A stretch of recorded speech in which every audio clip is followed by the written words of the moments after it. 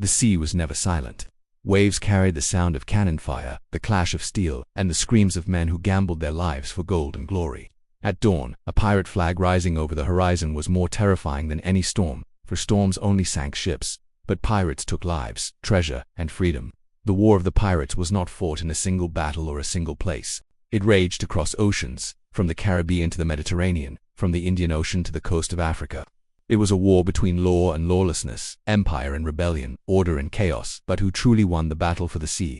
In the 16th century, when Spain and Portugal carved up the New World, they filled their galleons with silver, gold, and spices. Ships loaded with unimaginable wealth crossed the Atlantic, tempting those who lived by the cutlass. These men were not soldiers of nations, but hunters of fortune. They called themselves privateers when they had a license from a king, but the world called them pirates when greed outgrew their loyalty.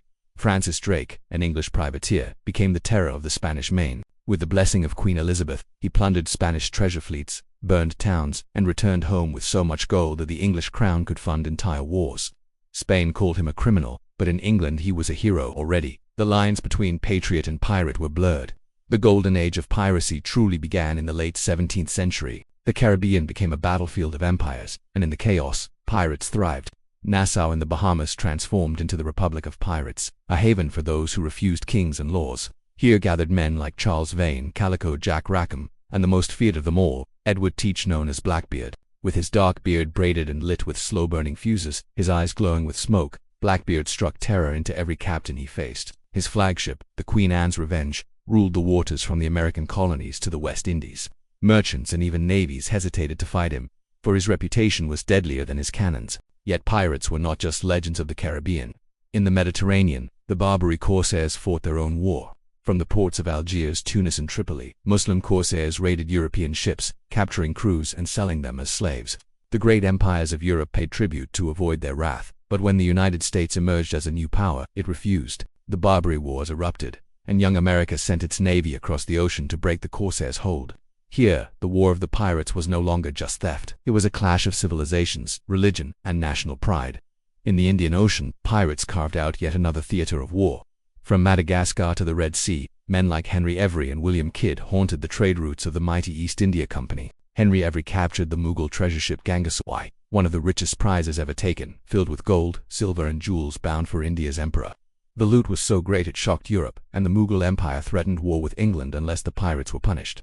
Suddenly, piracy was not just a nuisance, it was a force capable of shaking empires. But as empires grew stronger, they struck back. By the early 18th century, nations realized that the freedom of the seas was too valuable to surrender to men with black flags. The Royal Navy, once tolerant of privateers, now hunted them. Governors were ordered to hang pirates as a warning. Blackbeard met his end in 1718 off the coast of North Carolina, fighting like a demon, shot and stabbed more than 20 times before he fell. His severed head was hung from the bow of a British ship as a message to all who dared to challenge the crown. Charles Vane was captured and hanged in Jamaica. Calico Jack swung from the gallows, and Anne Bonny, one of the few infamous women pirates, vanished into history after escaping execution. The War of the Pirates was not only a clash of ships, but of ideas.